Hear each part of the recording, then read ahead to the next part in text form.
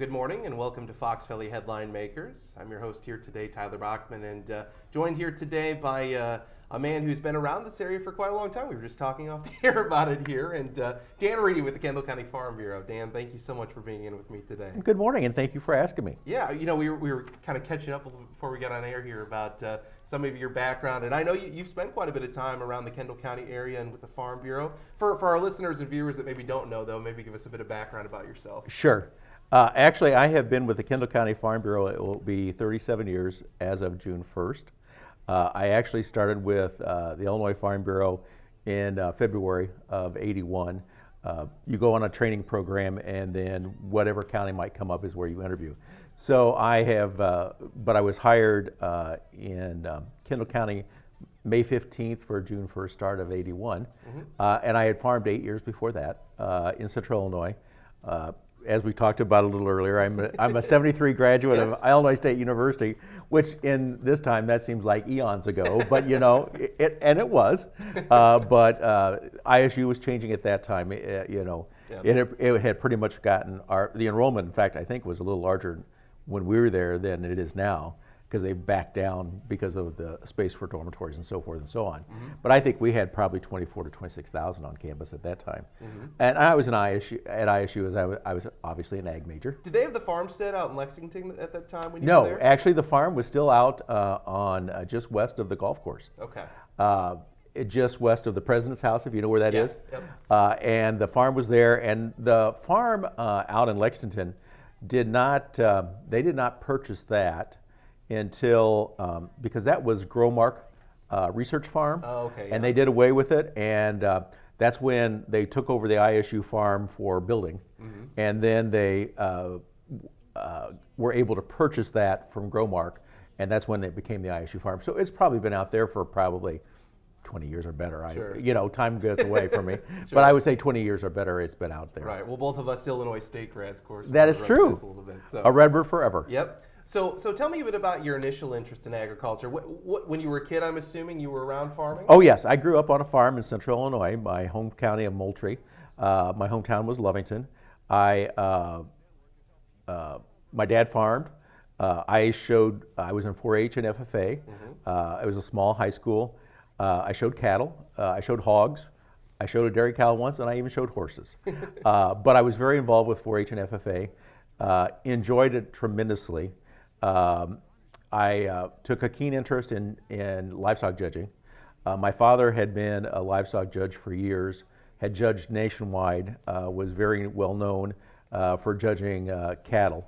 Was his main thing that he judged. He judged a lot of state fairs and things like that. So that was a natural interest of mine. I got involved in agriculture from that standpoint, and like I said, I grew up on a family farm, which my family, and I'm talking my father's brother lived a half a mile, my grandfather lived a half a mile north. So we all grew up with not like first cousins, but like brothers and sisters. Sure. And we were all situated around our family church, which was about a mile away from our parents. So it was a wonderful experience, a wonderful growing up, and a tremendously love for agriculture that I gained from that point. And then when I went to ISU, like I said, I went to ISU, majored in ag. At that point in time, Illinois State had a livestock judging team. I was on the livestock judging team my senior year, and for people who are not aware of what that is basically it was kind of like intercollegiate sports, but for ag, if you will, because you were part of a team. We judged in the spring, and then your senior year, you went to the large winter shows. At that time, Chicago was still, the International was still around. Kansas City. Some people went to Denver. We never went to Denver. We went out east to Timonium and Harrisburg. We had about 8 judging contests during the fall, just like an athlete would. And I actually, at that time, ISU had what they called a talent grant, and it paid for my tuition for 4 years. Wow. So that was even better. Yeah. And then after I got graduated from ISU, I did start farming for a while, and I even judged. Sure. In fact, interesting enough, like I said, I started here in 1981. We live in Sandwich, and in the fall of '80, in September of '80, I judged the beef show at the Sandwich Fair. Did you? When I was still farming, not ever thinking, that I would be up here within 9 months and living in Sandwich, you Right. know. But you never know what from day to day what's going to happen. Exactly. So that's my background. I was going to say, and so leading into the Farm Bureau, I guess, tell us a bit about your work over that time span. Well, from of course, the Farm Bureau is a membership organization for farmers. We also have an associate members. Our associate members are typically members because of one of our affiliates, and we have many affiliates that some people are not aware of. The one that comes to mind for most people would be Country Financial. That was our insurance affiliate. That was actually started in the early 1900s, simply because farmers back then could not get insurance for their homes, fields, seed, and so forth and so on. And so that's when the Illinois Farm Bureau created Country. It was Country Companies at that time. We also have your local FS company is where a lot of our farmers buy their seed, feed, and fertilizer. Also in this locale, FS also has a very good-sized grain division, so they can sell their crops through FS. Prairie Farms Dairy is another one of our subsidiaries, and then we have a lot of smaller subsidiaries that people wouldn't know about. We have a credit union through the home office, which allows members to join. But those are the main ones, and so a lot of people have joined for one reason or another.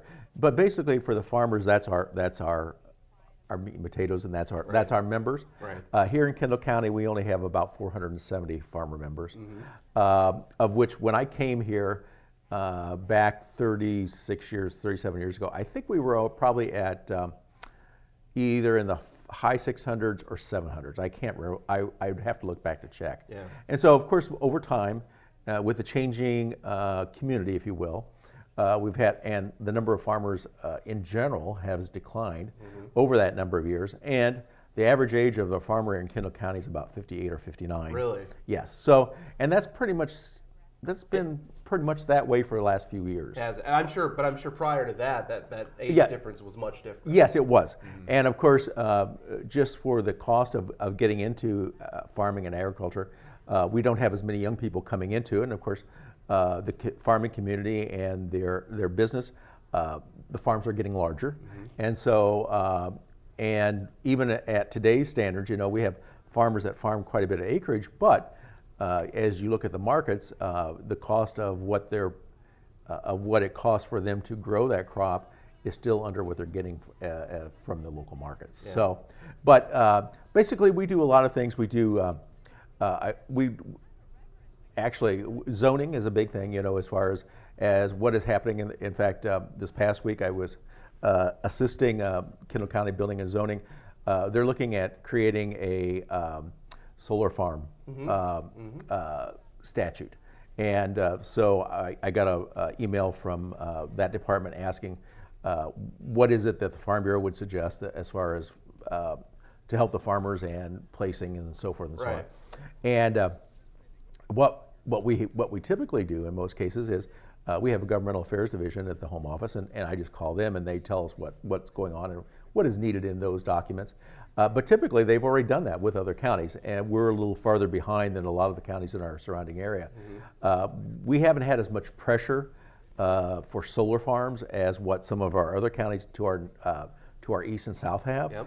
And so basically, and I know they'd already gotten a copy, but my counterpart in the home office just sent me a copy of Kankakee because they had assisted them in creating that document. And it basically told you how they should be placed, the things that the farmers should look for. And some of those things get a little hairy because if you think about it, right now farmland is taxed on its productivity. If you take the farmland out of production, as far as farm acres, if you put a windmill on it or you put a solar farm, it's no longer agricultural. It's not a crop. It's not a crop. It's no longer agricultural. So then you have to realize that then that farmland, however many acres is assessed at 1/3 value, just like your house. Yeah. And so that can be a big increase. So that's one thing we always tell the farmers is, do you have this in provision? Because so many of the farmers try to do their contracts on their own. the Department of Agriculture used to have a mitigation agreement on some of these things, especially pipelines and those type of things that gave you the bare minimums of which they had already negotiated that with the pipelines, and then the farmer could negotiate from there. Yeah. But unfortunately, the Department of Agriculture doesn't have as many people as it used to be employed. Sure. And so we don't have that as much.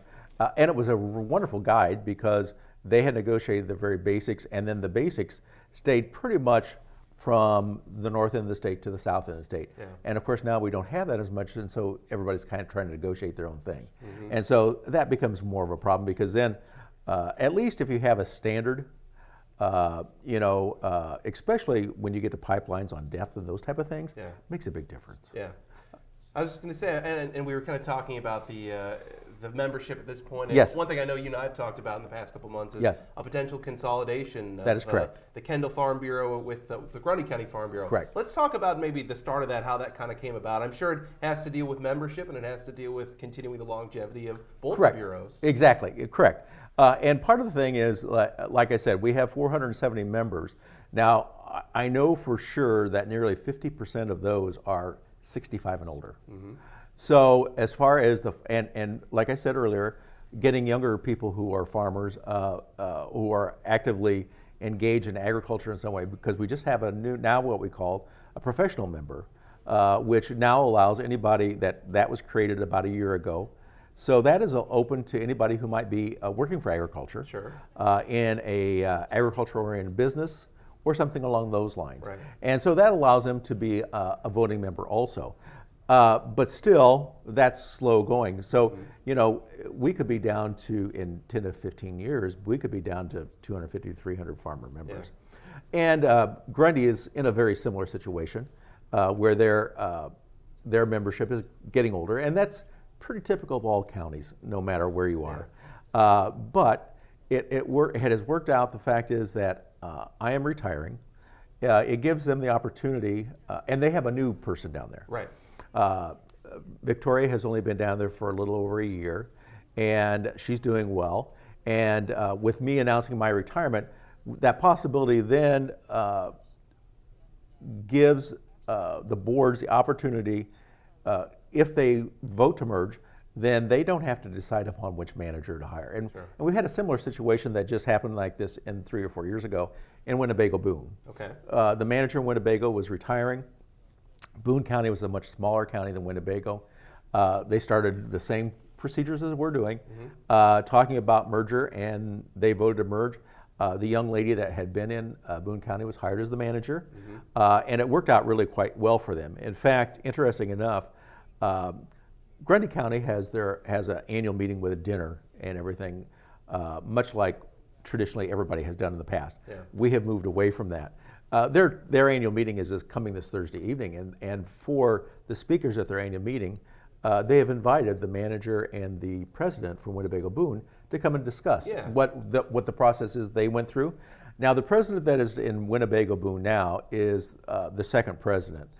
Their president that became president at the merger is now on the Illinois Farm Bureau board, and he's moved up. But this new president, I believe, was the vice president of the organization. I believe he was from Boone County, whereas the original president was from Winnebago. Sure. And those are some of the things that, as each county, Kendall and Grundy both have 5-member committees that are part of the discussion. Right. And these are some of the things that we need to talk about more seriously.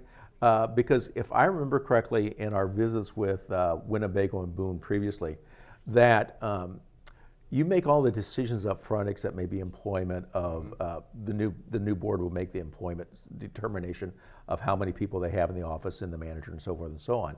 But you have to have everything done, because when you send out the proxies to your voting members, then they will send it back to you, yay or nay. Right. And from my understanding, if I remember correctly, the way they did it up there was they had a meeting in one county in the morning, one in the afternoon, and then if both said yes, then it's a done deal. Then you immediately move into the new you would have a day or two to Right. move into the new organization. And it's a membership vote, or is it a vote by No, the board? no, it is a membership vote by the voting members of your county. Okay. And so what we've been trying to do is be open with our members as to why, and that's why there's been more information out there, Right. is to make them aware of why we need to do this, and we're thinking long term, basically. And we still want to keep the agricultural community in both counties are very important, because a lot of our economy here in Kendall County, even though we have over the years have more houses, we still have agriculture is probably still our number one industry in the county as far as the gross sales. Okay, sure. And so we're never going to lose that part of us, in the near future. Right.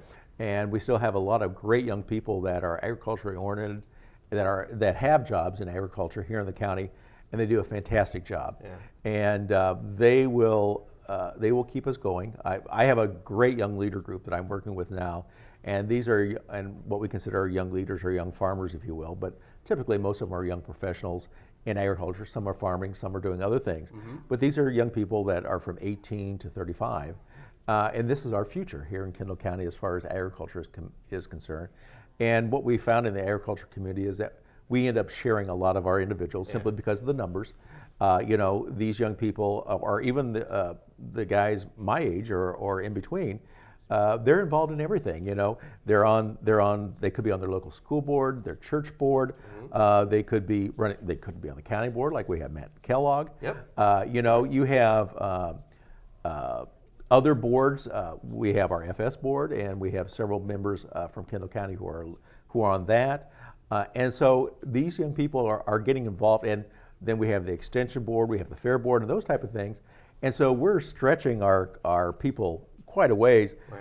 But they're good people. They work hard for what they believe in. Sure. And they do a great job. Well, and we talked a bit earlier this year or last year, I should say, about some of the things that could come with this if there is indeed the vote to consolidate. Yes. It would probably mean moving things to the Grundy office, right? The Yorkville office will no longer be around. That is a very good possibility, simply because of the location.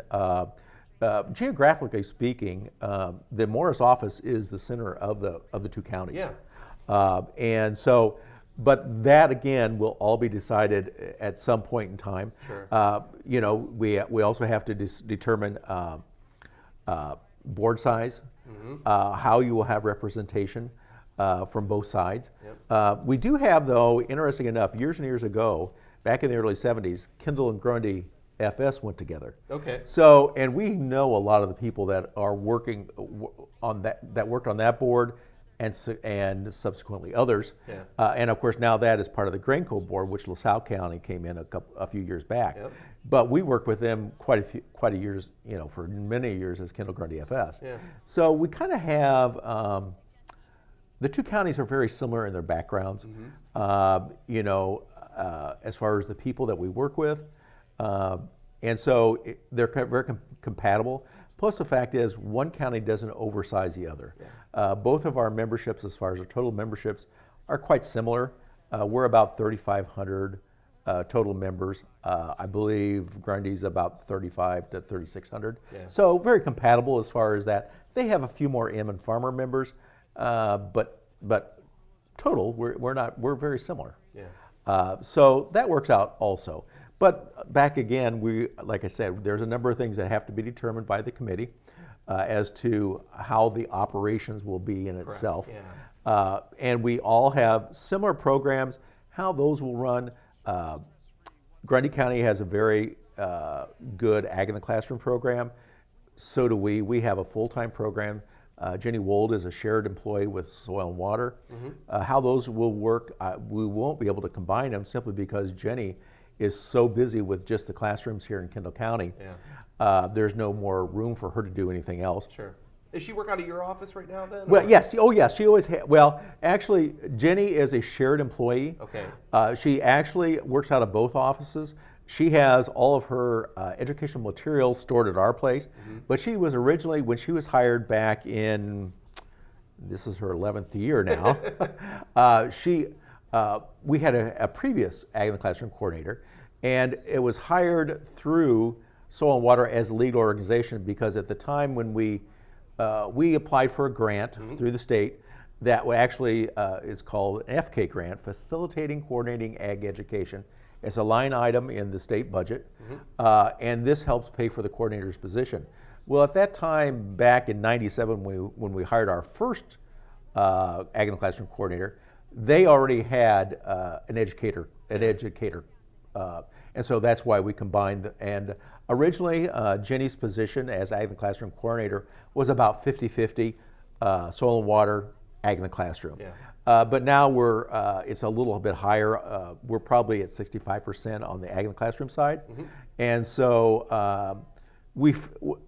Farm Bureau helps fund it, and we have the FK grant, Farm Bureau Foundation. Our young leaders have a golf outing that they use the money to go towards that also. And then we also have the commodity groups here in the county that donate also. We have the Kendall County Corn Growers, the Pork Association, as well as the Beef Association, all donate to Jenny's program for her going to the classroom. And typically, she is covering most of those areas also in her presentations. Yeah. Well, I want to make sure we get time to talk about more programming Sure. and a number of other topics as well. We'll be right back here on Fox Valley Headline Makers.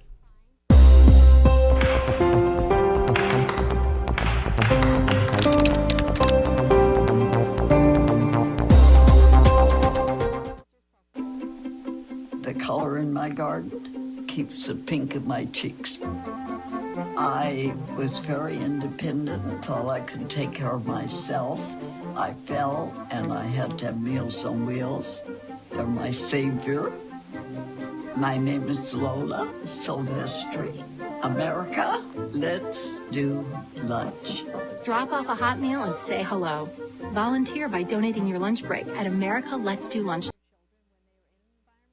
I see you mobbing over her. Let's go. Let's mob. Let's crawl. Let's crawl. Let's crawl. Hey, yo, we mobbing. Come on, girl. Let's crawl. Hey, yo, let's crawl.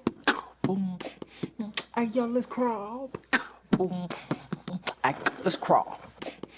Hey, yo, let's crawl. They call me Prince like I'm royalty or something. But the places I've lived ain't no palaces. So I don't need grilled salmon or a new scratching post. Just give me a cardboard box and a can of tuna and we're good. You can even change my name. I'm cool being the kitty formerly known as Prince.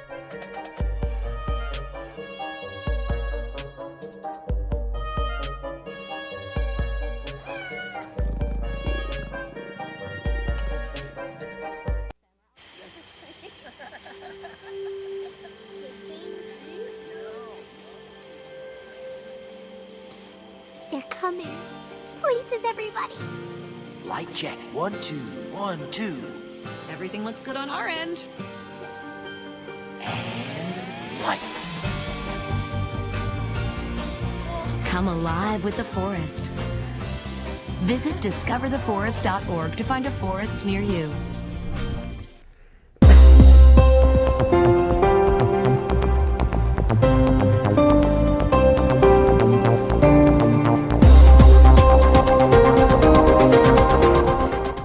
Welcome back to Fox Valley Headline Makers. Tyler Bachman back with you again. And again, joined here today with Dan Reedy with the Kendall County Farm Bureau. Dan, we've got so much to talk about. We were just joking off here again. We could talk for days. But I wanted to kind of wrap up our conversation about the possible consolidation with Grundy and maybe sort of the final sort of steps, if that were to happen, when this could kind of be in effect. Sure. What we're looking at probably, like I said, the committee will be meeting throughout the spring.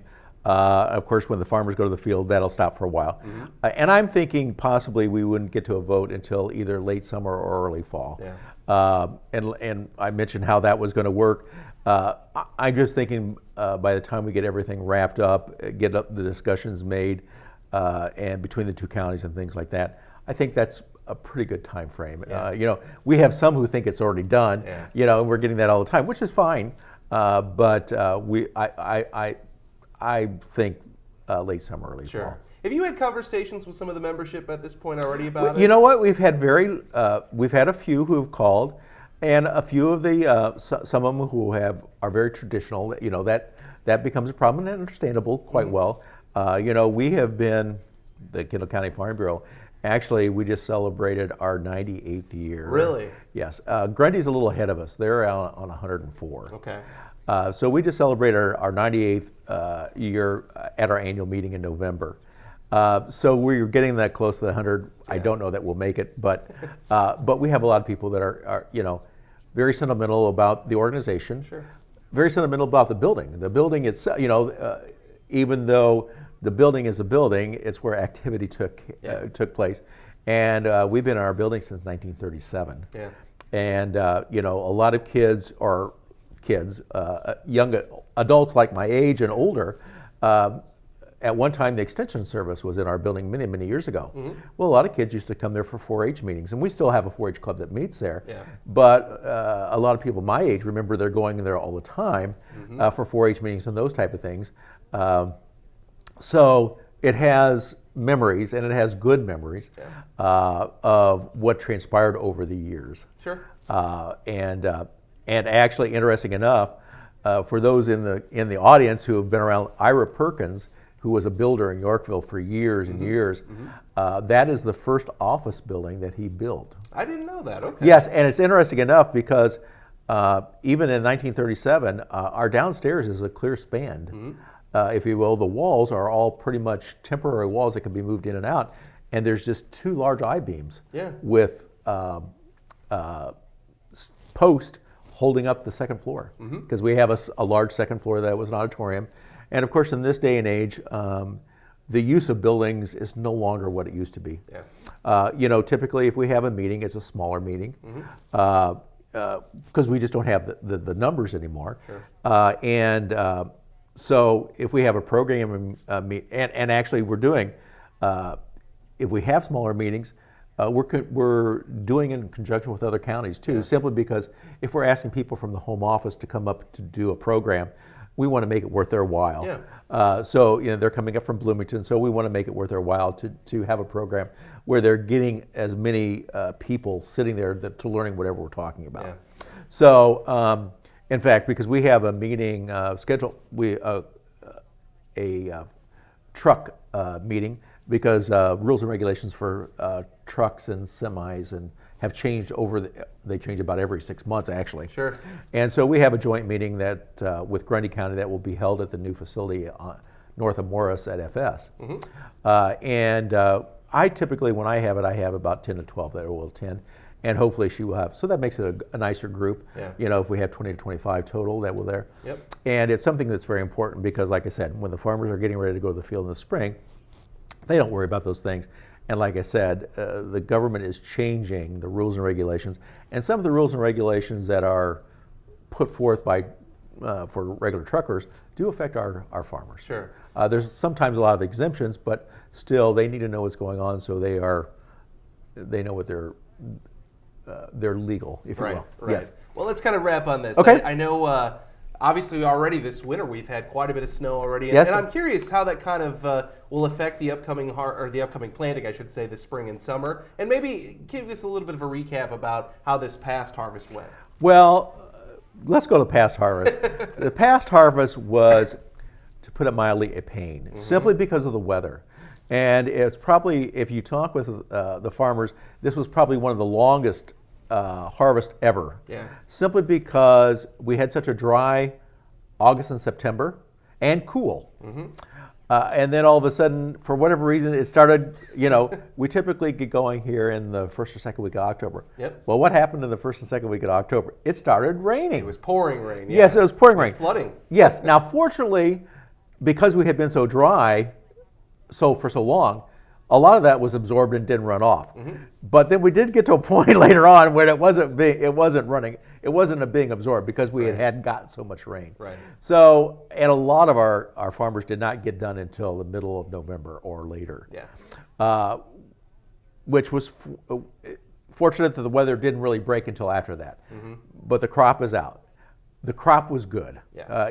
Because if you will read, I believe the Illinois state average was 201 bushels this year, which is the best ever. And that's I think they said 4 bushels above last year's, which was the all-star times. It was 197 something, and we're at 201. And they would tell you that we had a great corn crop here in Kendall County. Now, a lot of that has to do with the change of the genetics, because we had that drought period time. Great, because a lot of the hybrids now have the drought resistance, which is built into it, which is a great. But as you can tell, with a great corn crop, it has the price for the crop is very low. And as I said earlier, it's about a $4 a bushel is what it costs to produce it, and they're getting what, $3.30, $3.35, somewhere in that neighborhood. Soybeans, on the other hand, a little different story. We kind of had it all across the board because the soybeans like cool nights, but then we didn't have, when they were maturing, that August and September when they needed the rain, we didn't get the rain. So you kind of were all across the board on that. Sure. Well, we unfortunately ran out of time here on the show today. Dan, thank you so much for joining me today. It's been a pleasure. It's been a pleasure for me as well. So thank you, guys. Have a great day.